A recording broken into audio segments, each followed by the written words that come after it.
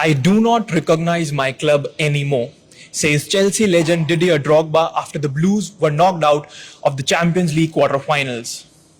Nothing has gone their way since Todd Boehly bought the club last year. They are struggling in the bottom half of the Premier League and in all probability won't play Champions League football next season. So have Chelsea lost their identity under Boehly's ownership?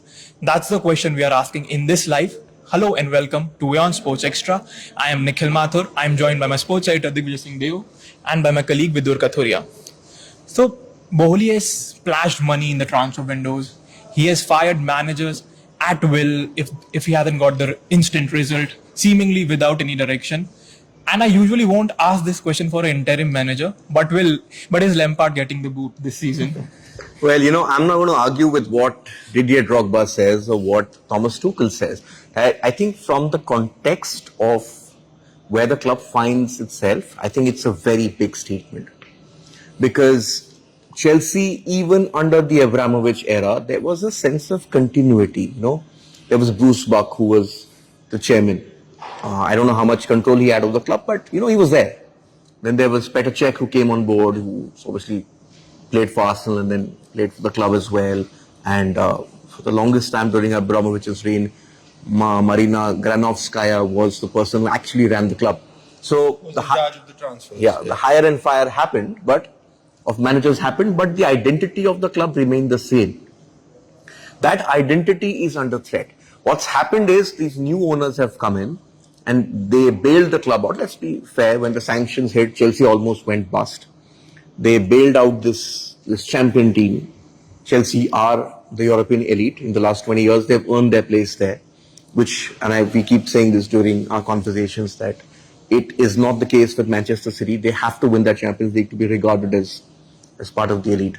But this abject hire and fire policy, which we have seen continue, doesn't seem to be backed up with a solid backup plan. The first mistake was sacking Tuchel. We've gone into that in detail. The next mistake they made was getting Lampard back in.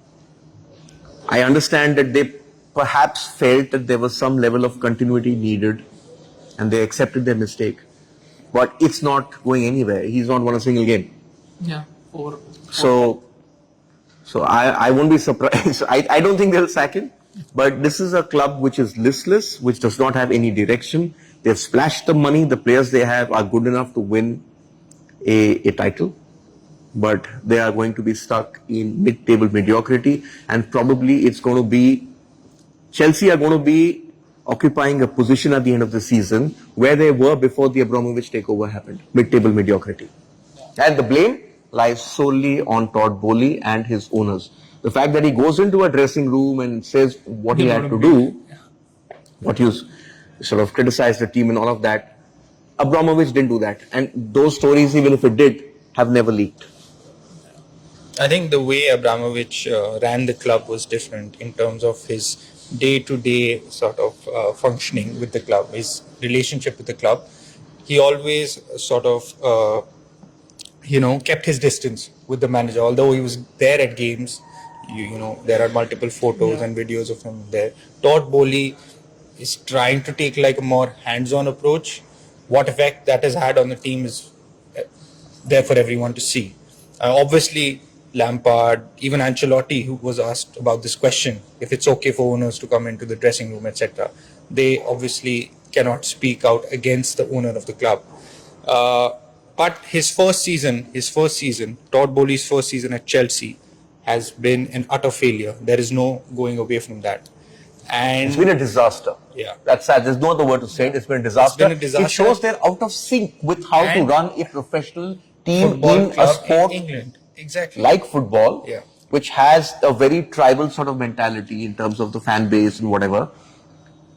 They are American. There's a different way American franchises are run, fair enough. But Chelsea are not just Chelsea of England. There are a massive number of Indian fans here.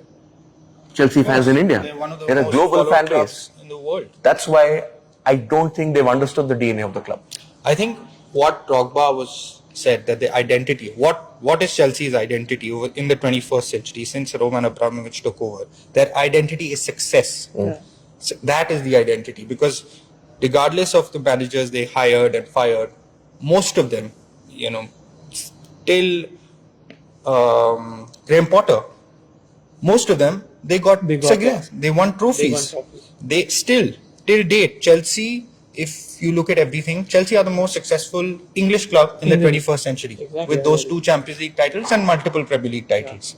And City are coming close, but they don't have the Champions League title. Neither do United, neither do Arsenal, neither do Liverpool. Yeah. So Chelsea, that really defined them. The managers, the appointments that they made, and the appointment that they made, Jose Mourinho, he changed English football. Yeah, he changed. Thomas Tuchel won them the Champions League in 6 months. And let's look at the managers they've had. They've had Ancelotti, they've had Scolari, who despite all the criticism was a World Cup winning manager. Who's leading so many times he was there. Interim manager. I think Abraham Grant was perhaps the one manager you would say didn't have that sustained level of success. He reached the Champions League final. Yeah.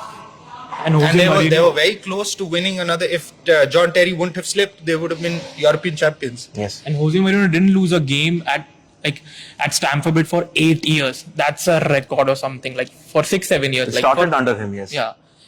And also, but big personalities like the legend himself, Didier Drogba. He was a big game player. Frank Lampard, John Terry, all these guys were there for a long time at the club. Balak was there for a long time. And then they brought in players with a champion mentality. Exactly. That's the difference between the hire and fire policy of Abramovich and Boehly. Like the player that they got earlier were Champions League material, were good. They may be they may have not succeeded like Torres or Balak, but they were great players. Listen, because you spoke about Torres came in as a superstar of world football. Yeah. It just unfortunately happened that he'd had that injury, that operation which brought his pace down. It never worked. But you have to understand, Abramovich was not paying 50 million back then for a washout. Exactly. Torres was God back then. He was one of the best strikers in the world. The Chelsea situation, Vidur, can be compared to Real Madrid. That for the longest time, I think Abramovich modeled his strategy on Real. Where in Real Madrid, the only thing that matters is the titles. There's no defined playing style at Real Madrid. Yeah. They are remembered for what they win. So Ancelotti may not win the league this year, but he's in a Champions League final. I would say he probably goes in favourite if they beat Man City. They'll probably win the Copa del Rey. That's what you're remembered for. You're remembered for the titles. That's a lesson Jurgen Klopp realized last year, because for all the success that he had in turning Liverpool around, where were the trophies apart from the Premier League, one Champions League? That's why they went and mounted an assault. I think that identity of Chelsea has been lost. The way they played, this team, under a good manager, under a good system, is not going to lose 4-0 to Real Madrid. Remember last year? I think what Chelsea have to do now, Todd Boehly needs to take a back seat and just think about the way he wants to take this club forward. First thing is they need to hire a top quality manager. I think they need a director of football, and Lampard could be the person to sort of put the pieces in. Lampard's not the greatest manager right now, but he is somebody who knows the club, who understands the DNA. I think that continuity is something which they now need. They need fans to be able to connect with the Chelsea of the old. Yeah. The players are there. He has obviously splashed the cash, but there is a lack of understanding from Boehly's side on the way that English football works, Chelsea works, and he desperately needs a director of football, and he needs some patience, which obviously Roman Abramovich didn't have. But now going forward, the club has changed. They have got very inexperienced squad, by the way. They did well, but in the first. This is similar to what Klopp inherited and sort of built in that first couple of years. Yeah. An inexperienced squad which he then fashioned into diamonds. Yeah. Lampard actually, credit where it's due. Yeah, the team he picked Mason was Mount unorthodox, yeah. but they did cause Real some problems in the first 60 minutes, as he pointed out.